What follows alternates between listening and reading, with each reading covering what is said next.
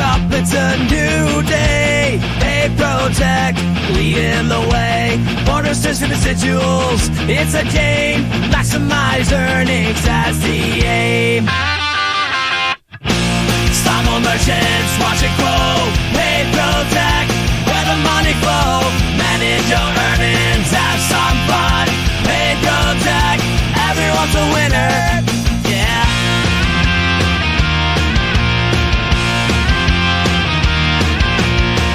Tracking progress, see it rise. With Pay Protect, reach for the skies. Set your goals, but make them bold. Financial freedom, stories untold. Some more merchants, watch it grow. Pay Protect, where the money flow. Manage your earnings, have some fun.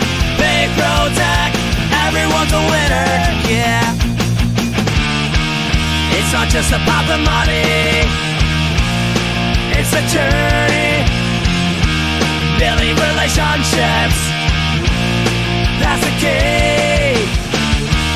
Pay Protect's got your back every step of the way. All and celebrate success every single day.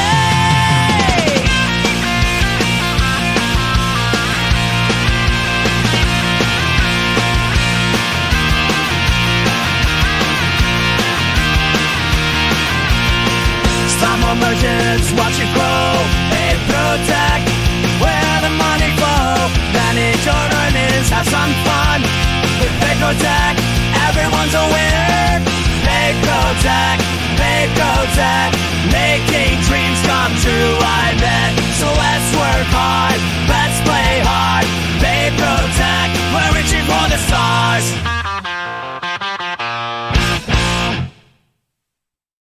Oh. I don't know if you like that song or not, but hey, it's Pay Protect, and it's sometimes all about the money. It's kind of all about the money, but it's all about the journey at the same time, and the journey is best spent when you spend it with the best trainers in the land. On the left-hand side of your screen is Jenny Rickle. Jenny, how are you in Colorado today? Fantastic. You know what I mean? The sun is shining. It kind of feels like the seasons are changing a little bit. Last week, we talked about everybody starting to go back to school, like back to business. And it literally almost feels like a switch went off and summer is starting to end and fall is coming. So I can feel it in the air. Things are coming. It's getting busy. And on the right-hand side of the screen, or center side, I'm on the right-hand side of the screen, by the way, I'm Nate. On the center side part of the screen is Mr. Mike Stexel. Mike, kids are back in school. Life is busy. How are things in Warsaw, Indiana, 2 hours north of me here? I'm in denial, Jenny. I don't feel it yet. Things are great, though, in Warsaw. Lots of things starting to happen. Soccer's going to kick off soon, no pun intended. My daughter will get back to her dance classes soon, and the house will rev up on weekday evenings again with taxi service and whatnot going around. So it's that time of year and looking forward to it. My son's last soccer season in high school. It is time to thrive, and it's probably what we're talking. You got to manage everything in times. And today we're talking about residuals and bonuses and Pay Protect, how you're able to see what's going on, how you're able to manage it, but also really how to maximize it. We want to look at how you're making the most money with Pay Protect, and we're going to let our trainers kind of walk us through, and they're going to help us walk through. So I have pulled up a payments hub look that we're going to look at here in a second. But Mike and Jenny, I'll ask this first. Mike, can you define bonuses for us? And Jenny, residuals. We have two different types of ways you make money. And we'll start with the bonuses, Mike. Perfect. Bonuses. We have two different bonus levels, depending on whether you're using Pay Anywhere equipment or not. After the first $300, your upfront bonus of $600 or $300 is paid within 2 business days. Very simple. About 2 months down the road, we multiply your profit and calculate your peak bonus, or some people still call it a true-up bonus, and that is given to you at that time. It is profit-based, but not in the same way that residuals are. All right. So you have to answer what is residual, So bonuses are money that we're upfronting from you, and we'll talk about liability on bonuses in a second. But Jenny, what are residuals and how are those paid? And it's a big day in residual world around here. It is. It is. So residuals are going to be the profitability that you earn from an account based upon, the merchant's activity and the pricing schedule that they're on. Not to get too much into the weeds and go down the rabbit hole, but right, like profitability is always determined by the cost of the card, the transaction, the type, right? So on the back end, that's all being calculated, and we have those calculations in Payments Hub if you ever want to look at those. But coming back to what are residuals, we determine the profitability and then we pay out the 15th of every month, right? So you can always depend upon those. They're consistent and they're always going to be based upon the merchant's activity and processing. Yep. All right. So what I'm going to do is I'm going to pull up a user's Payments Hub, and this is a user that actually is an override. So let's define that for also. So this account, particular user we're using is an override account of another agent. So Mike and Jenny, I don't know. I didn't ask who wants to define an override. I can go. Right, so an override is a percentage that you earn of another agent's residuals. For example, if you refer someone to us and we bring them aboard, out of the goodness of our heart, we will give you a 5% residual override on that agent, paid for out of our portion of the residuals. So you would now receive 5% of everything that agent earns. Yep. So, and there are some caveats on that. That's not 100% of the time, because sometimes if you refer to someone to us that gets a giant, residual, and they're making a giant split, there may be some reasons or some things. You're always going to get an override. We're going to offer you an override. It obviously depends on what the profit is on some people who come in, and there's all kinds of things that go in it. But most commonly, you're going to get a 5% override on our profit. That's very common. We have hundreds, if not thousands, of partners that are doing that, and that's what we're looking at here. So you're going to see some basis points that look a little low, but we're using this to kind of help you explain how to use Payments Hub to monitor and manage what's going on in your residuals. So I'm going to bring up Payments Hub, and when I was going to show us the dashboard, Jenny, can you walk us through kind of the dashboard? We won't talk about deployments and enrollments and all that stuff, but I really want to start here that we can see the recent activity right away and the volume. What are things that you highlight when you look at this screen here? So when I look at that, I always look for the change in consistency, right? So you can see it literally goes, I think it's like by a week, right? So you can always see the higher days, which are typically a weekend. You can see the decrease in volume, which is typically going to be an off day, right? Like either they have no business or they're closed for the day. But I always like to take a look at what is going on with the businesses. And this is a good gauge to also check for any differences in the patterns. So here you can see that they go up and down a lot, but it's a very consistent pattern in the profile. So this is also a great gauge to see if you see changes, increases, decreases. It's just a great way to check. Also, as you see, as Nate highlights each individual day, the pop-up will appear with the numbers individually. So you can truly get a great gauge of the numbers that are coming in and out of your portfolio for the activity with your merchants. And I would highlight, you can look always what the volume was for the previous month and then the last 30 days. Kind of shows that you're having net growth. This one, shows compared to the last previous 3 months, there were about 69% over on this particular portfolio, what the volumes are. The other thing I had a partner ask me a couple of weeks ago, and they're like, why don't I see real-time payments? Well, this isn't loaded in until it starts batching out. And if you were up at 2 a.m, you start seeing it roll in, and you kind of have to wait. Mike, what do you tell people? When should they log in and they'll see most of what yesterday's portfolio? Because it also is like yesterday's here. This is probably not 100%, because if they have any Global or First Data or some other banks, they may not even be in here yet. But when do you say, hey, that yesterday's data should be accurate? I would say at least 24 hours. The other issue with it is Pay Anywhere is the only one that is real time. So there are times when a Desk 3500 may not generate that batch report until later the following day. Yep.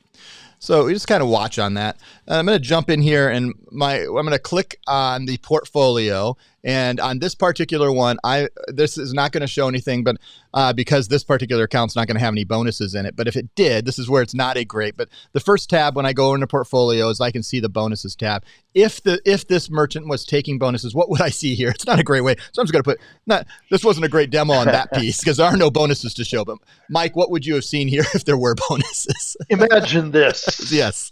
So you would see the merchant ID, the DBA, the reason the bonus is paid, and the date the bonus is paid. So you're going to see activation bonus, or you're going to see peak bonus, depending on which one it is. The peak bonus is going to show that it was paid from, May 2024. Today is August 18th, and here's the dollar amount, and here's who that came from. Same thing with an upfront bonus. It's going to say activation bonus for Johnny's Bar and Grill, $300. And so it's very specific what that bonus is for. That's the beauty of it. So there's no confusion as to why do I have this $300 in my bank account today? You can go in here and find out why. So, and Jenny, I was going to throw it over to you. What are some things that they should be looking for, managing to make sure that they're both maximizing their value? And then let's talk about the liability of these bonuses, that these bonuses are upfront money, but there's a liability to them. It's a great point, Nate. So bonuses are such a great opportunity to earn additional income. So reminder, bonuses are in addition to the residuals. So the residuals will consistently pay out the 15th of the month, and then bonuses are calculated based upon the activity, and the two bonuses are paid out like Mike was saying. So to your question, Nate, how do you determine if you should take a bonus and some liability on that? The merchant must stay in business for a year. They must stay active in processing for a year in order to not receive any type of bonus buyback. So what that translates to, if you open up a business, let's take a seasonal business, right? In the summertime, you took a business that was open like June through September, and they're processing and they really have some heavy volume, but then in like November and December, there's no activity, that would result in a bonus buyback. The merchant stopped processing. So if you take a bonus, go ahead and look for businesses that have consistency and longevity. So if maybe there's a local restaurant that's been around for years, go ahead and go to their door, see if you can get their processing and take a bonus on that. Local nail salons, businesses that are established, have been around, they are great opportunities because first of all, you're going to get a nice residual. And then in addition to that, you're going to get a nice bonus, and you will not receive a buyback as long as they're processing for a year. Now, one of the things is with these bonuses is, bonuses are on lower splits. Most of you have, and we set up almost all of our partners, if not all, now with a higher split where you're not getting free equipment, you're not getting bonuses, but you're getting higher residual. There are values to doing both and making sure that you're maximizing your income and your opportunity to grow as long as you can. If you know that you're going to have this merchant for a long time, you can do the math and figure out, okay, if the residual is going to be this much higher, and the bonuses are capped at $5,000, and when will I make up that money? How long will they be with me? And also there's some of the personal decisions. Do I need that upfront cash? Where am I? Yep. And one other thing on that, Nate, is I like to talk about is the free equipment. So you can take free equipment without a bonus. So I'm going to go back to the seasonal and pick on them. Maybe you just want to set them up with a small mobile reader, whatever that's going to be, maybe an A920 or a Deja Vu, anything like that.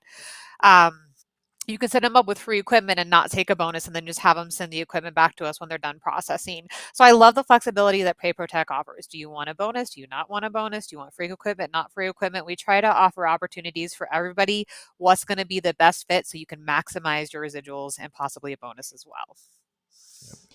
All right, now let's go back to the screen and kind of look over here, and we're going to jump over here to the residual screen. This does have some data in it, and you can actually see what residuals are earned. And when you hover over here, what are some of the things that you're looking at, Mike, to be able to quickly evaluate your residuals? First thing you want to look at, I look at, is any miscellaneous adjustments on that second line. To say, okay, did I have to give something back? There's examples all the time. If I give credit to a merchant and that was something I had already profited from, I'm going to have to give my part of that back. If you want to look at your basis points, for example, so let's say you have a portfolio that has 10 merchants in it and they're all on cash discount. If you're using your lower split, we preach that the average profit should be about 1%. That's the same as 100 basis points. So you can eyeball those basis points. And if you see they're 100, 95, 105, great. If they're not 100, maybe you should call your relationship manager or send an email to partners@payprotect.com to understand why. There may be software fees that were not put on the application, so they're being billed to you. There's all kinds of reason it could be, and in fact, Nate can actually, as we go a little further, show us how we dive deeper into the residuals of a specific merchant. Yep. Yeah, and as we look at these, you can see, and I want to make sure people see when they're looking at this one, it's going to show because this is a 1% override of a specific, and we are choosing this just because it's not going to show a lot of data that's personal to a lot of people. But you're going to see usually that the residuals per active merchant is going to be way higher. This, you can see, it's building off of one particular override off of an agent, and this is what they're growing very quickly in these 3 months. Jenny, as we start scrolling down here, I'm kind of zoomed in. This is where you can start looking at, okay, July 2024 residuals. What are some of the highlights of things that we start looking as we scroll down? We're not just looking for the first 3 months. I should highlight, you can also choose different times. You can look, this wouldn't show anything on this particular merchant because it wouldn't actually have any others. It's just the last 3 months this agent's been working. But you can compare various bar graphs and load that data. But as we go down, what are some of the things you're teaching our partners to look at as we scroll down this? So I always look at the overall monthly volume, but then as you scroll down a little bit, I like to expand the merchant residuals so you can actually see each merchant individually and what their profitability is. For this view, I'm not sure if we're going to have anything up here there, but it's there we go. Yes, Yep. beautiful. So this is a great gauge to look at because then you can really define the merchants that are making profitability or even taking a loss, because you guys, there are some times when people are priced a little bit too low and we're not making a profitability on those. So you can gauge those from here. So while you do receive a lump sum every month, you can go in here and look at each individual merchant. And then if you select on it, like Nate has just done, you can actually see a breakdown of the authorizations that are coming through, the costs that are coming through, any additional fees. Nate, if you want to expand one of those, this one doesn't have a lot of profitability. Yeah. There we go. Yeah. But these are like monthly fees, you guys. So this is here, it comes into play on how you make profitability on any monthly fees that we apply. So it looks like we have the monthly payments hub fee, looks like there's maybe a payments hub fee in there. It's a little small, so I can't see this in detail. Yep. But when I'm training you guys, I take a look at these to show, okay, this is how you can see any profitability. This is also a great way. If somebody's taking a loss, I go look at the authorizations and the monetary, and I see what kind of car types are coming in and if they're priced correctly.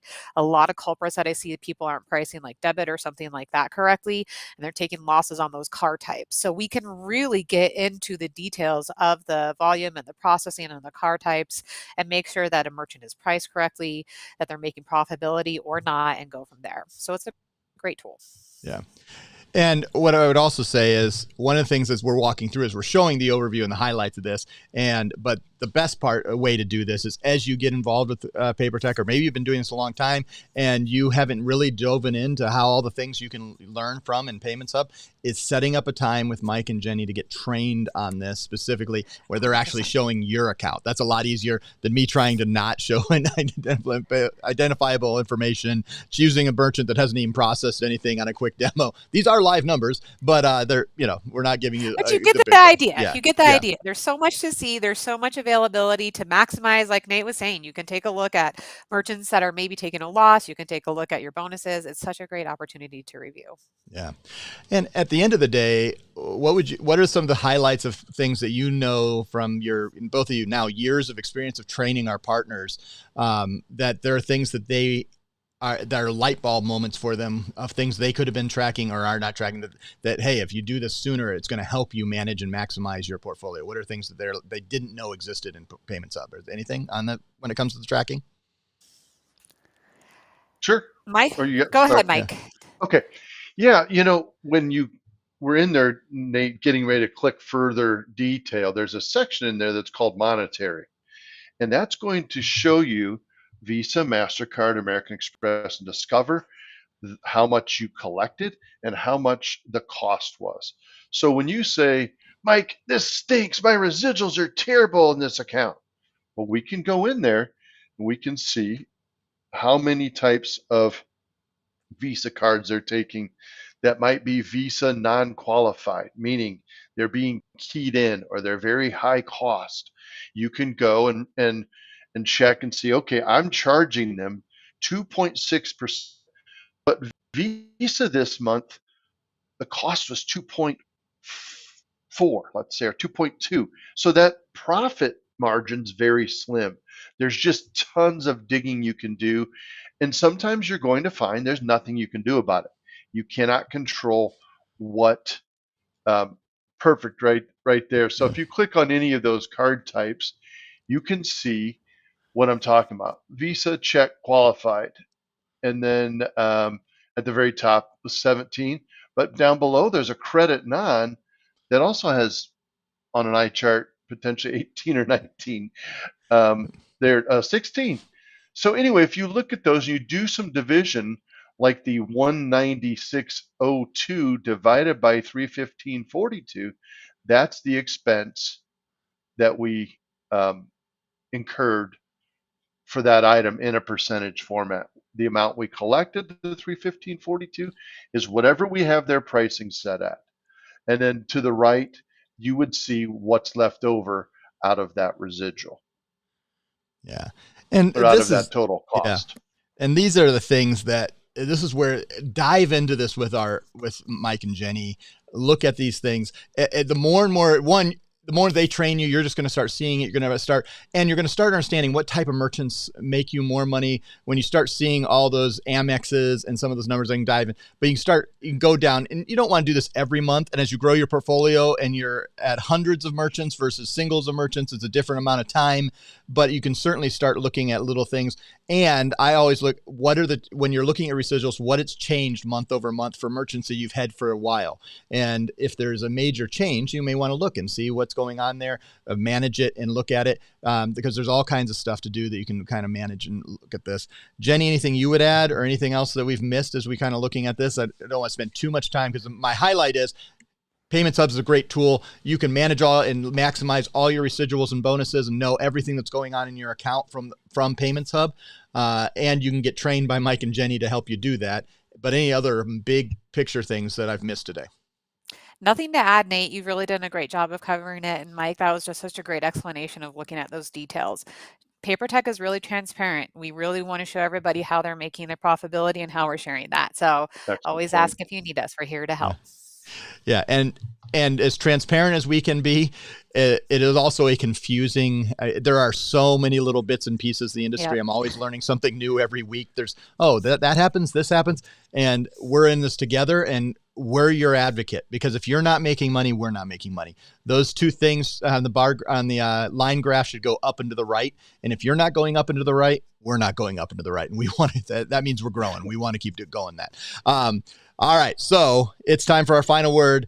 Mike Stetzel, you're going to give our final word for the day as we close out, as we've talked about how to maximize and grow and manage our residuals and bonuses. What's our final word for payday, August 15th, 2024? Mike Stetzel? You hit the nail on the head. One, yes, I was going to say happy payday, happy residual day. And other than that, call us. Let's go through your residuals, because it's a lot more fun to look at your own money than our little test cases here. I love it. All right. On behalf of Jenny Rickle, Mike Stetzel, I'm Nate Manahan. We'll see you next time on another Office Hours. Bye, everybody. Bye, guys.